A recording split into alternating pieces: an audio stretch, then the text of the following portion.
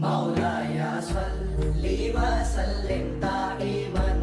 ابدا على حبيبك خير الخلق كلهم۔ حضرت وہب بن عبداللہ سوائی رضی اللہ تعالی عنہ فرماتے ہیں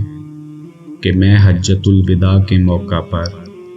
خدمت نبوی میں حاضر ہوا تو آپ صلی اللہ علیہ وسلم چمڑے کے ایک سرخ خیمہ میں تشریف رکھے ہوئے تھے، اور میں نے بلال رضی اللہ تعالیٰ عنہ کو دیکھا کہ نبی کریم صلی اللہ علیہ وسلم کے وضو کا پانی لیے ہوئے ہیں، اور صحابہ اکرام رضی اللہ عنہم نبی کریم صلی اللہ علیہ وسلم کے وضو کے پانی کو لے لینے میں ایک دوسرے سے آگے بڑھنے کی کوشش کر رہے ہیں۔ اگر کسی کو پانی مل جاتا